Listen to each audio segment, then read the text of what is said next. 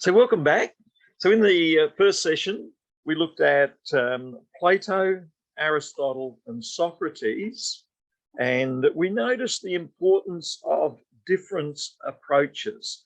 That is Aristotle's approach, where we observe and describe, is so important in critical thinking.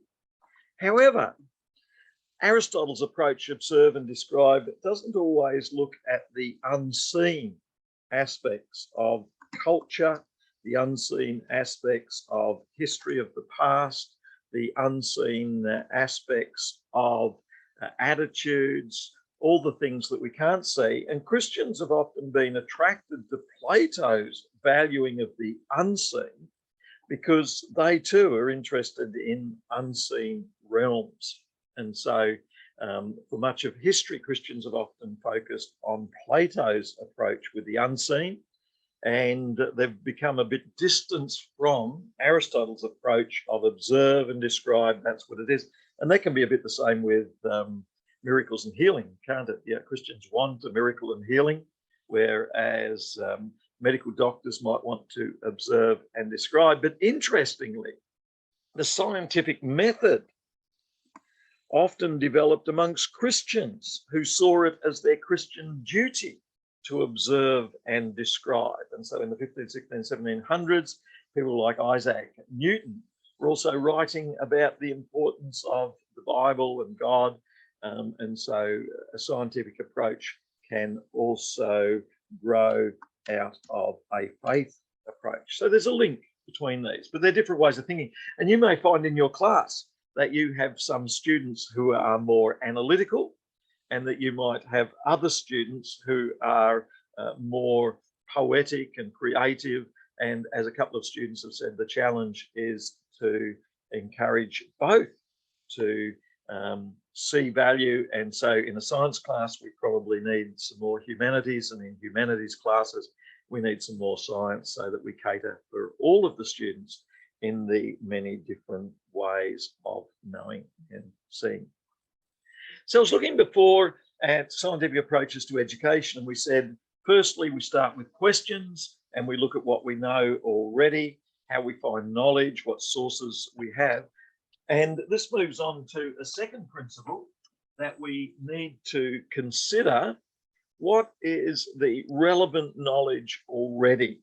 Now, there's a danger and a weakness in this, in that if you over focus on the knowledge that we have already, then this may prevent you from going further. And certainly in terms of the Earth going around the sun, Ptolemy was a Greek thinker who had said, no, the sun goes around the Earth. And because people were over dependent on Ptolemy and the Greeks, they held to that view, whereas along came Galileo, and he said that not only his faith, but also his telescope told him that the Earth went round the sun. So one of the things that critical thinking sometimes has to do is to break away from existing knowledge and to consider new knowledge. And that's what Galileo was challenging the people to do at that time. And so new knowledge may require new thinking. And Thomas Kuhn, K-U-H-N, wrote about the ways in which in scientific thinking there is a need to go at times beyond the ways in which people already think, to consider other ways of thinking as well. And so we go back to Thomas K-U-H-N, Kuhn, in The Structure of Scientific Revolution, said that often science has made big changes when it's looked at new ways of understanding things. And so scientists had to make decisions about the atom. They had to make decisions about geology and rocks and chemistry. And often they had to think in new ways about the way things unfolded. And we see that in education as well. is that it's important to be open to new ways of thinking. So scientific principle number 2 in education is be open to new ways of thinking. And we need a mixture of knowledge that we have already together with new knowledge that may take us in new directions. There's got to be a balance.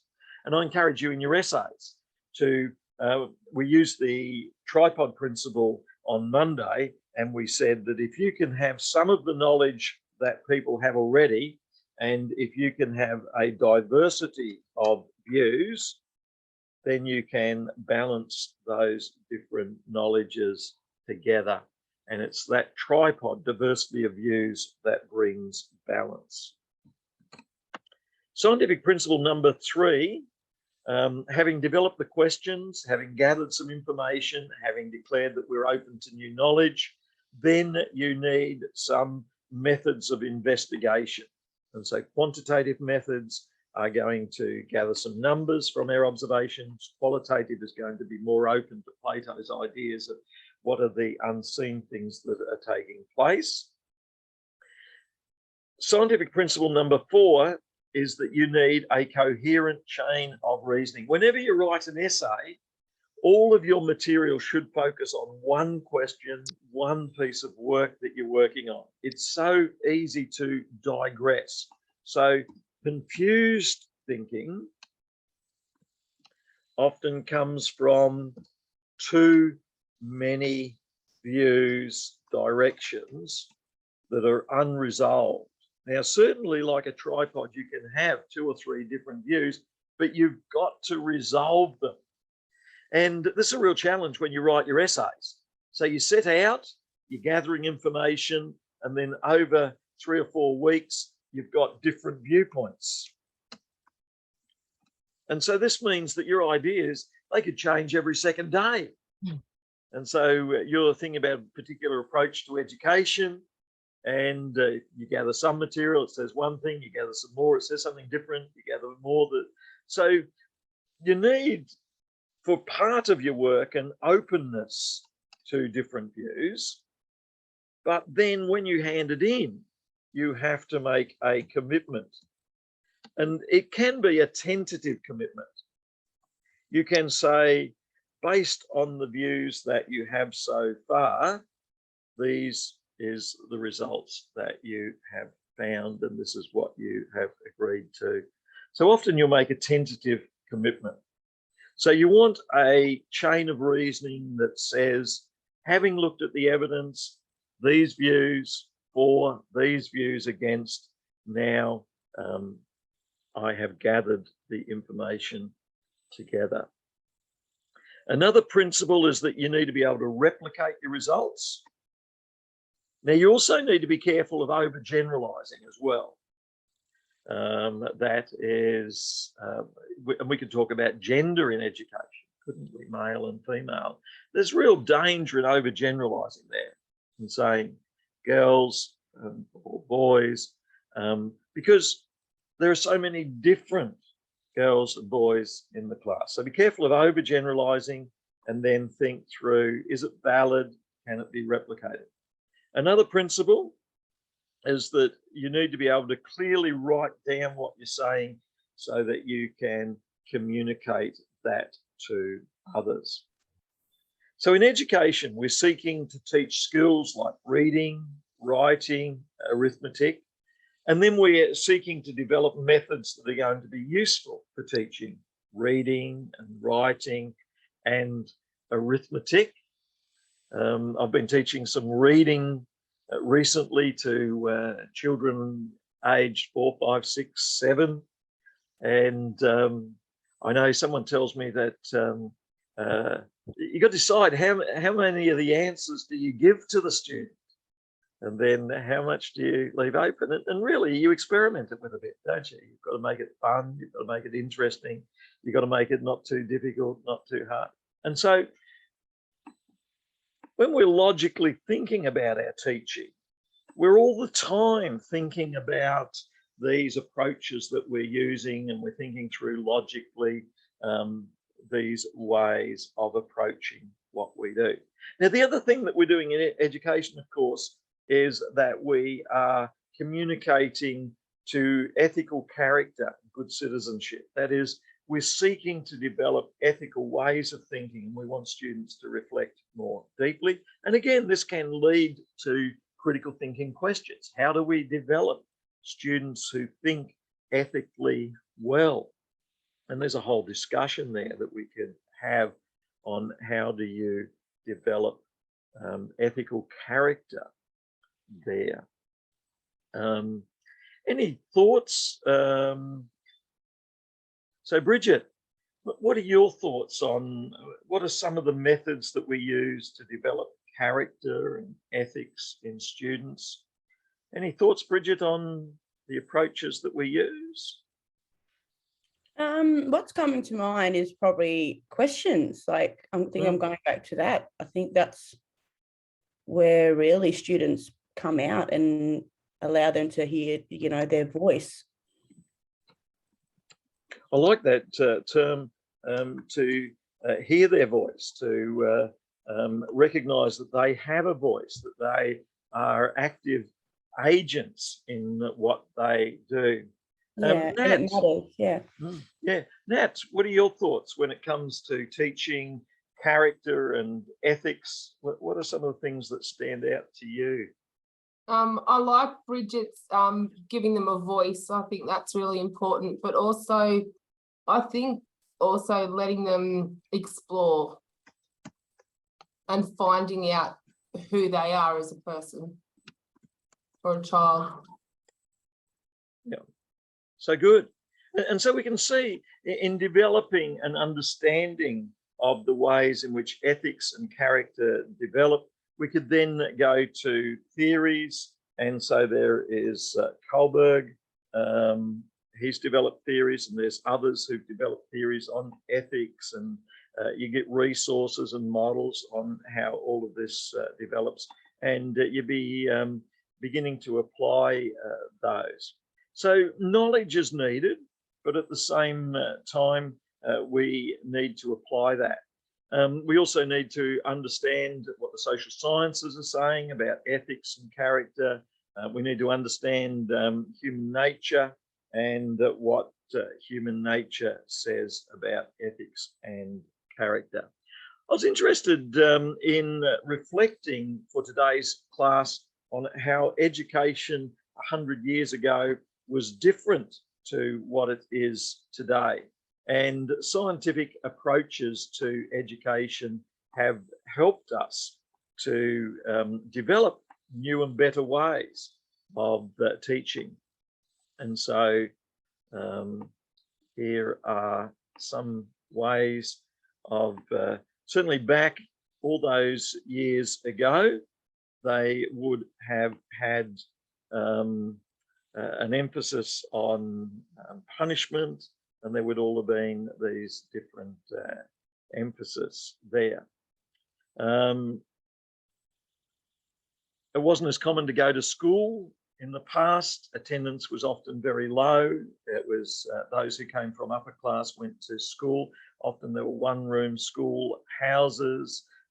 Some students would study at night rather than during the day. Corporal punishment was wrong. Memorization there. Some students would wear a dunce cap. So there'd be labels placed on students. Women were more often the teachers, more the males and men, so that young girls and boys didn't receive the same education. They had different education. There was racial segregation. There was memorization. So there's a lot has changed, and scientific approaches have contributed to these changes. So I thought that was interesting to reflect on the way science is helping us to develop better and more effective methods. So the scientific method presented in textbooks and education, however, often says that there are 4 or 5 steps: ask questions, make observations, and formulate hypotheses, conduct experiments. But at the same time, many scholars have pointed out it's not that simple. That is, to develop good teaching, to develop scientific understanding, to develop vaccines. Often there's complexities involved. When it comes to education, Dewey developed how we think, in which he said that there's 5 steps. That is, what's the question or the difficulty? And then how do we define it? What's a possible solution? You gather the information, you make observations and experiments. Carl Pearson as well developed the scientific approach, in which he said you ask questions, you gather information, data and observation, and then you look for laws that explain what is happening. So I think there is a scientific method. However, it's often not as simple. There is a critical thinking method. However, students think differently. Some are more artistic, some are more mathematical, and they'll tend to use these different approaches. Interviews with scientists on method shows that they often do have many ways that they find out what is going on, and often it's not as simple to understand the different methods that they have. So in weeks 5 and 6, we're going to look at mathematical ways of thinking. We're going to look at scientific ways of thinking more fully and deeply in this course. We'll look further at that. Can I get everyone to write down now, from our brief look at scientific ways of thinking, what are 3 steps in a scientific approach to thinking? So,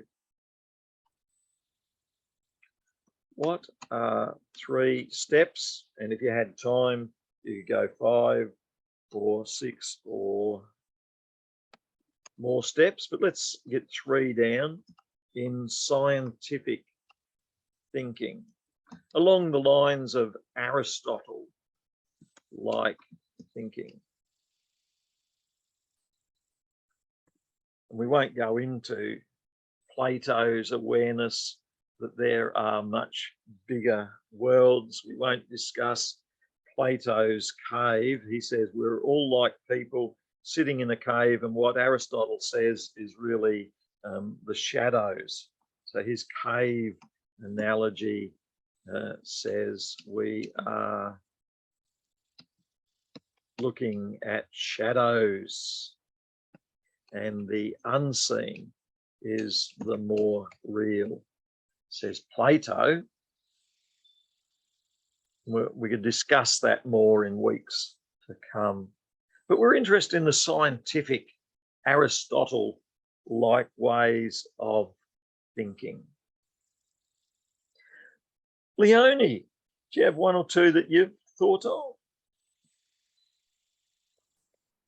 I would say the first step would maybe be to observe the problem and to see that there is a problem. So maybe if a child has like the child's mental capabilities aren't that of like a normal child, and then to record what you find and what you've noticed about the child, and then get someone else to verify that. I like that, verification by others. So you compare your observation by others. So we've got a question, and this will happen all the time, won't it?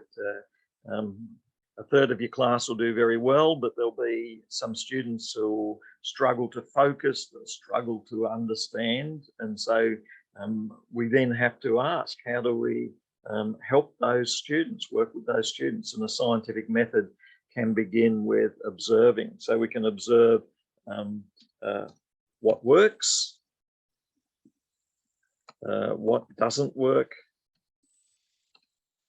And so when it comes to reading, we can observe that there are various things.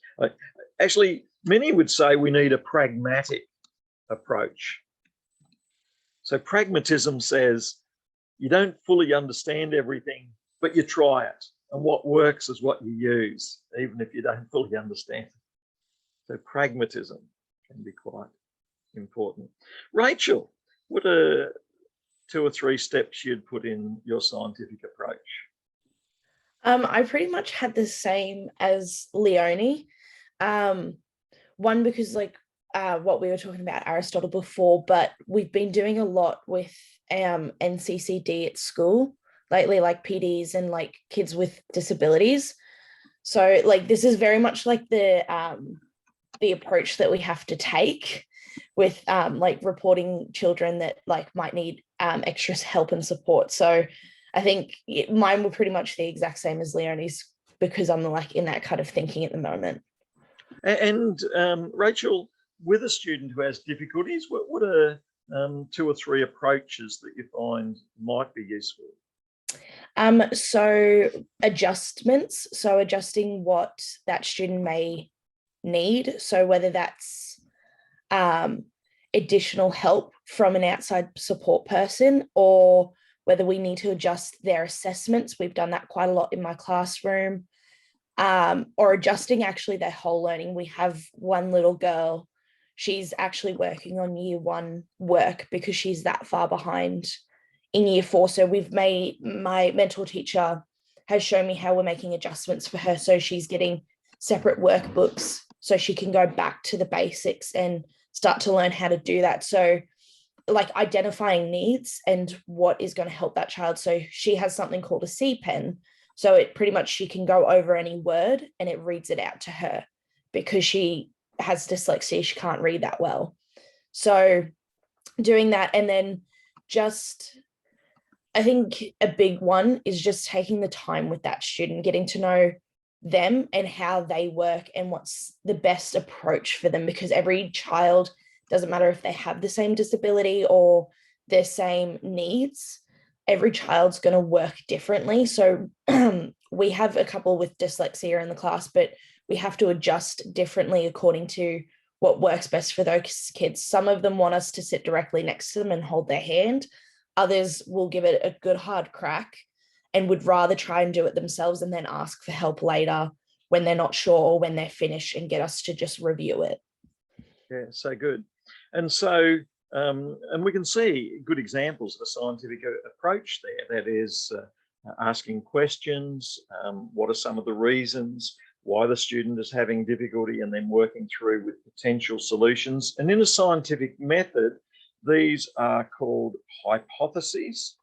So the hypothesis is that giving the year 4 student year 1 material will help build the basics, and then having followed that hypothesis, we would then test our hypothesis to see whether the student is learning through that process, and then we try another process. Sometimes these are called experiments, and so we need to make note of the experiments that we are trying and what is working.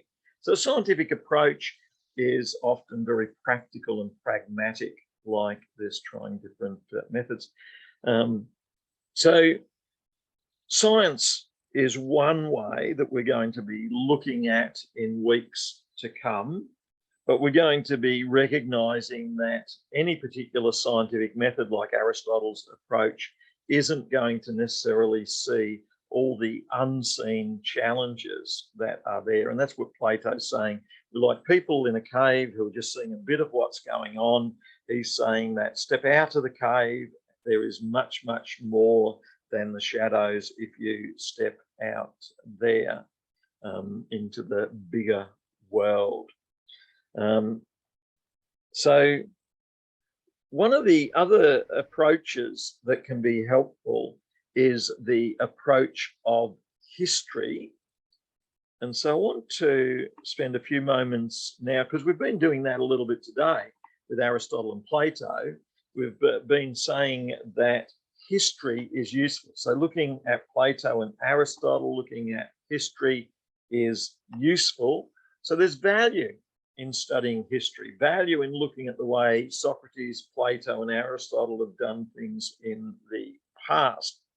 And then in a few weeks to come, in week 4, we're going to look a bit further at history and there's some video from the previous class there. Why do we study history? A particularly valuable way of understanding a phenomenon like education is to look at the history, such as the history of education. In looking at education, we see Greek thinkers like Aristotle and Plato are important. And then we also see the Christian thinkers with an emphasis on love and hope and joy and transformation are important. Augustine, Aquinas, Luther and Calvin, all of these are important. Interestingly, in looking at education, you could also look at modernity and post-modernity.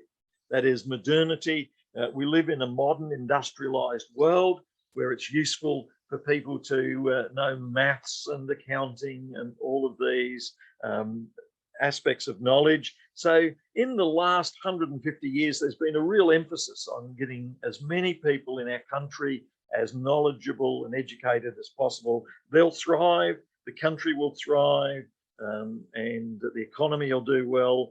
And so the modern world is like that. The postmodern world may be a bit different and may go beyond that as well. So what's the value of history? Our lives are constantly benefiting from a knowledge of history, and the decisions we make today are shaped by what has happened in the last few weeks or last few years of our life. So historical studies provides an invaluable source of insights that can be useful in critical thinking. So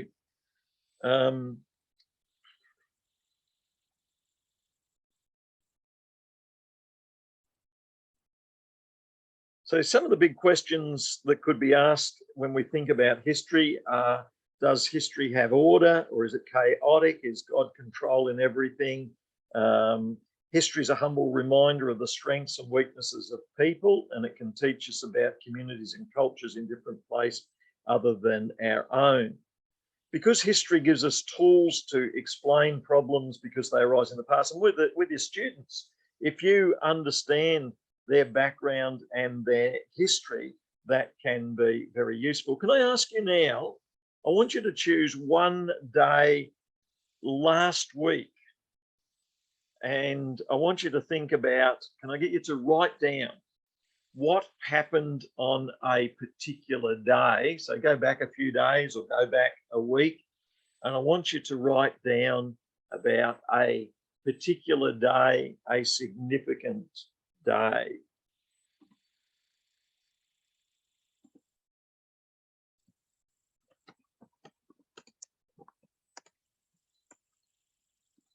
For me, I'm thinking of a day with a family member. And so that stood out because I hadn't seen that family member for a while. And so that stood out to me. So write down about a particular day.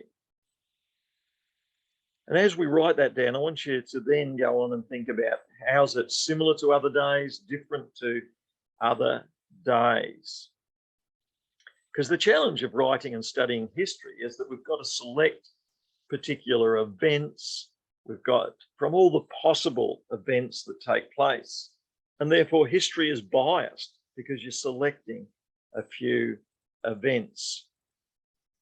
We have to also think about the difference between great man view of history, where is history about the great men or is it about ordinary people?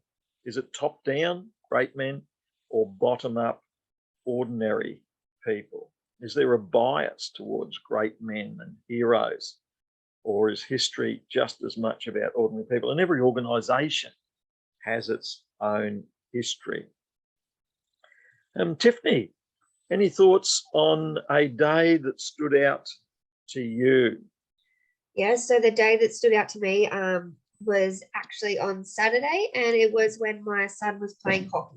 He plays hockey every week, so that's a similar thing. We do that every week, but I feel that specific day, that game, stood out to me because he scored multiple goals.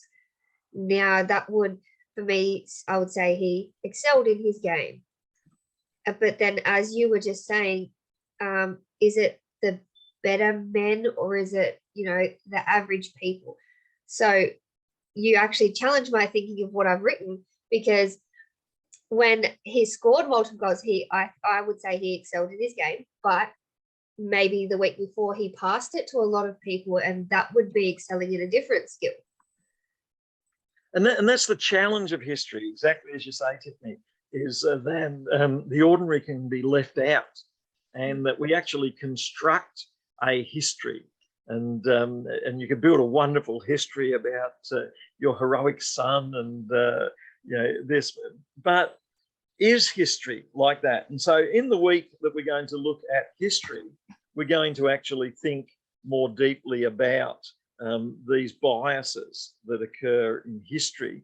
And whenever we tell the history, and if you've got bright students in your class, you'll tell a history of how you're teaching them and they're doing well. And if you've got not so able students in your class, you might develop a history of excuses for why it's not working, And so we're telling all of these biased stories all the time that are part of the history. And every organisation and school has to have its own history with its heroes. But again, you have to ask, how does that work? And you've got to be careful, because you may be promoting one particular group of teachers, these are the heroes, one group of students, these are the heroes. But how do you actually encourage the involvement of everyone? Some schools will give out an award to just one or two teachers in a year, and they'll say, these are representative of all the people who've done well. But are they? How do we encourage everyone to be recognised in some way? And so history is a real challenge to us, I think, because we do have this great man hero bias in the way we tell the history. And Jesus challenges this view of history in that he's willing to go with those who are suffering on the cross and to die on the cross. And he provides a servant leadership view, which says those who are the true heroes, who are not necessarily the Caesars or the Herods, but those who are willing to serve. There can be a male view of history as opposed to all people, including women and older people and younger people. So there are different views of history. I know in my PhD, I thought it would be interesting. I did biblical studies, but then felt it would be interesting to look at the mega churches and why and how they grew. And I had to think through, what's the true history of what's going on with these very large churches? And so I interviewed 120 people. I gathered their views of the history that took place. I gathered the data. I analysed it, and then came up with some models and theories that I presented. We could think about the personal history of all the students and the personal history of you as a teacher. And in your second essay, we're going to ask you to think a bit more deeply about what is happening in your life and what shaped your life, and how we can understand the events in your life. And so how does who you are as a person affect your understanding of the way you teach, what you do in your teaching, and how your teaching unfolds? And so I encourage you to think more deeply about your background, particularly in terms of essay number 2, and how you will teach as it unfolds from who you are and your background and your teaching.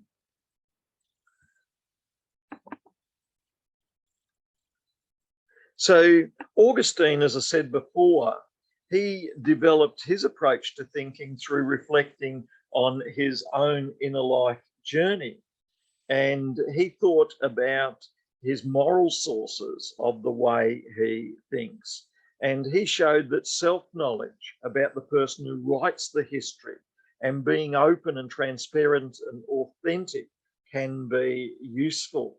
And this too in teaching can be very useful. That is, before we jump to conclusions and say, this is the way we understand teaching, it's important to think, What are the biases I have in my life that affect the way I understand?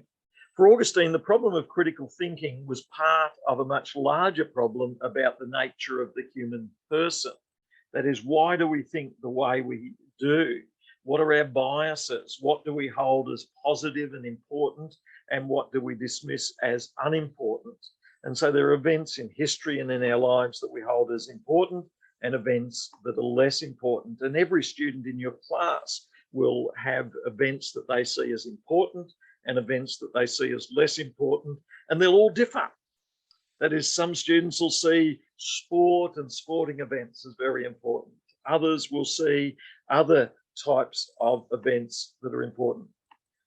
So Augustine wrote an open account of his life in his Confessions in order to clarify this problem. And his intention was to make sense of the nature of himself by thinking carefully about who he was and how he became who he was. And so too, we can think through what shapes who we are.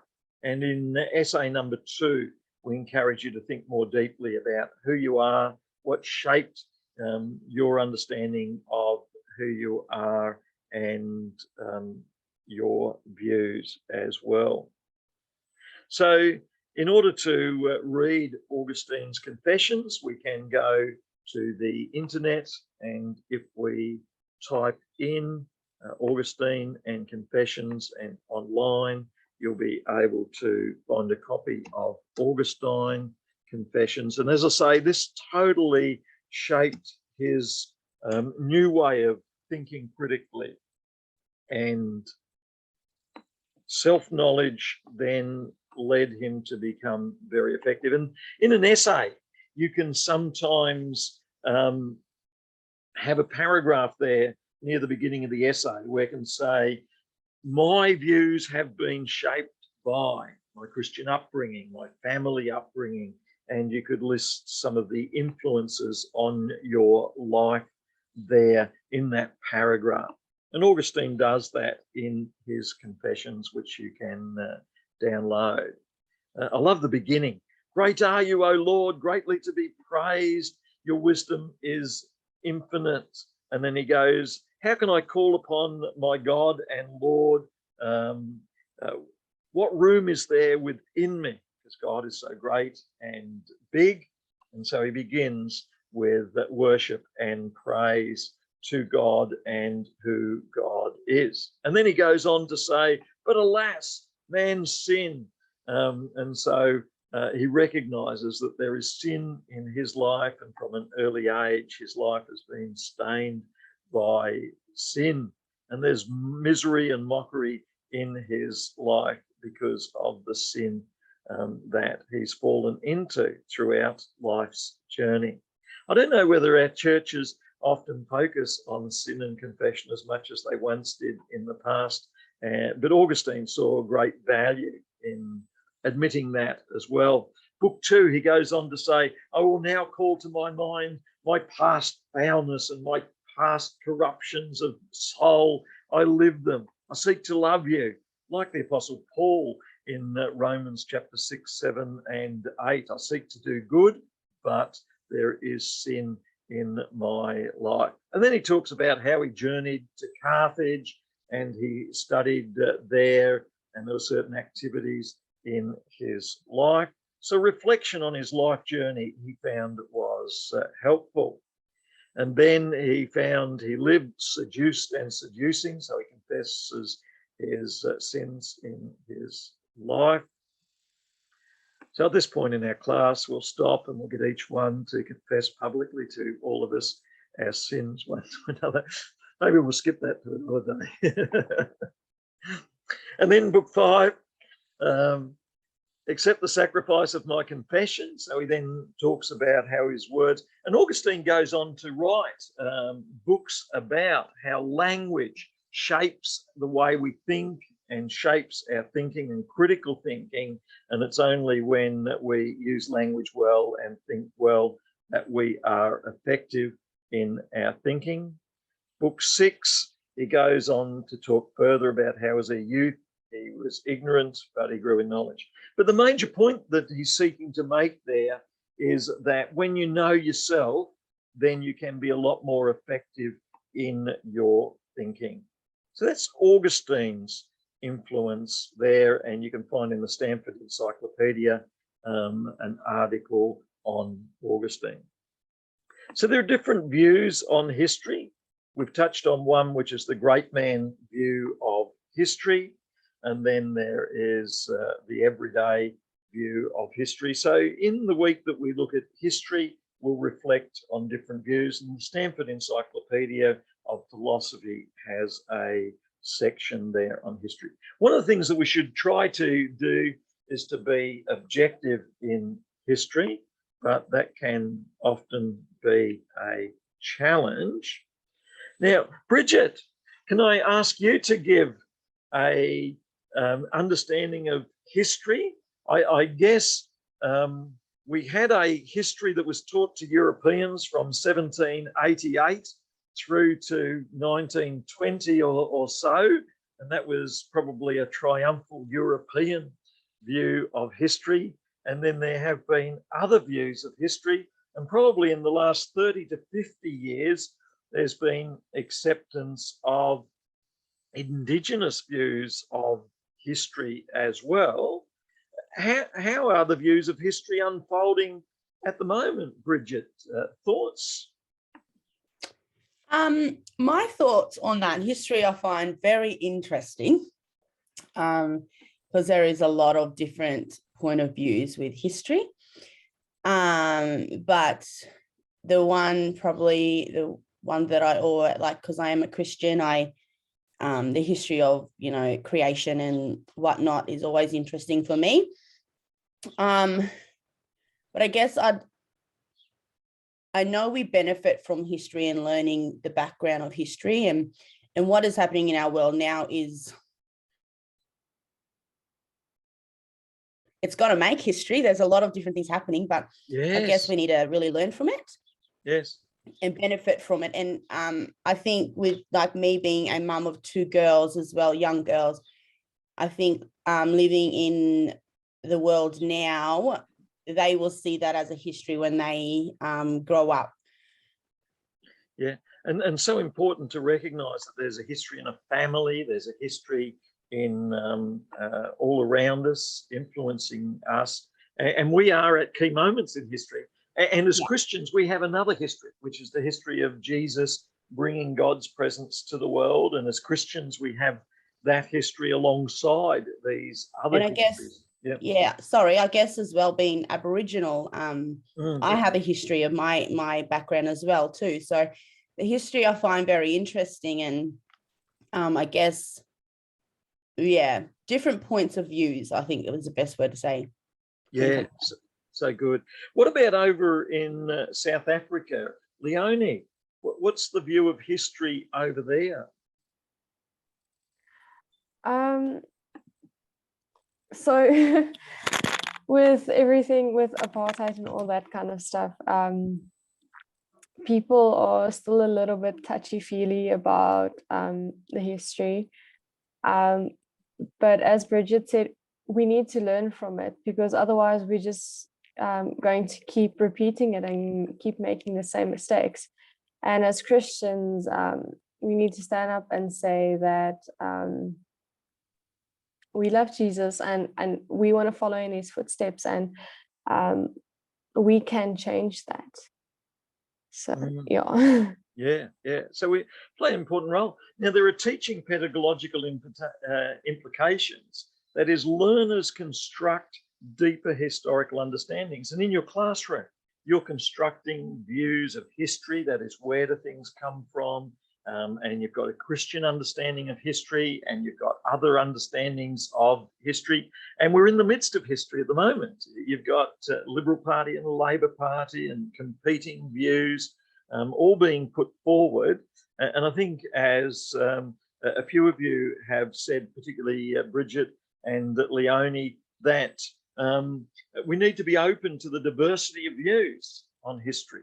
And in your classroom, acknowledge that there can be a diversity of views. to encourage the idea that we can learn from the past, just like we can learn from science observation. We can also learn from historical observation, looking at the past, and whatever subject you're interested in, art, music, there's a history to that subject. We can learn from that history as it goes left and right and ebbs and flows. Developing historical thinking and understanding necessitates looking at the evidence. And today I've introduced you to some primary data in terms of Aristotle's writings. You can read those. Plato's writings, you can read those. Augustine's writings, you can read those. There's a lot of resources that are available that are primary data that people can read. So history is one of the subjects that we'll look at and use in schools. And it's something that teaches us about education. It changes over time. The ways we engage with life, they also change over time. It's another important approach to what we do. And as Christians, we live at a particular time, modernity, 2022, and that has a particular view of history. Can I just mention Charles Taylor? And he has written a book on the secular age. And his book on the secular age says that we've moved away from faith views of the world to more secular view of the world.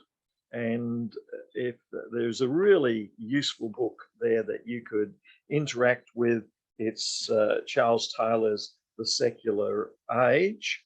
And it was delivered in the Gifford University lectures as well. Sometimes you'll find someone has put a summary of these books up, and we find here there's a bit of a summary of Charles Taylor's Secular Age, in which he says that the religious world has separated from the public world of government to some extent, and science and hospitals and education. And so there's been a bit of a disengagement, and then there's been a decline in personal religious practice by many people in our society, whereas in Australia, it used to be 80 to 90 something % were involved in Christian practices. Now it might be somewhere between about 15 and 60%, depending on how often.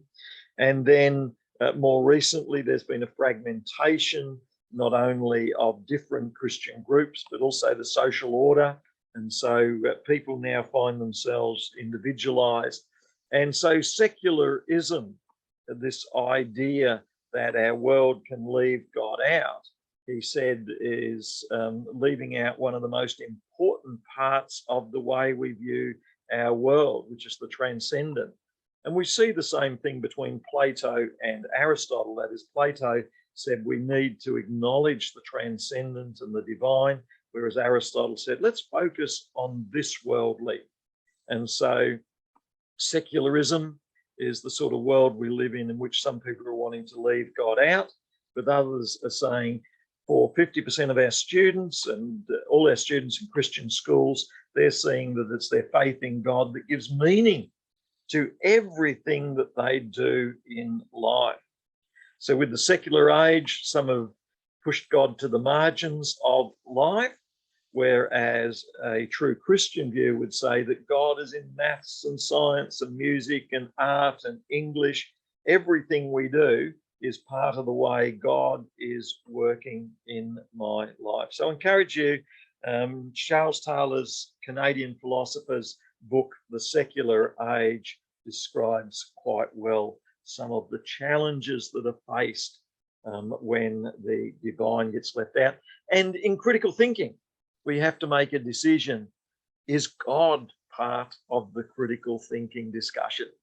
Because if God is present, then that's important. Did you know Sigmund Freud's student Carl Jung had a sign put over the top of his house which said, God will be present, accept him or not.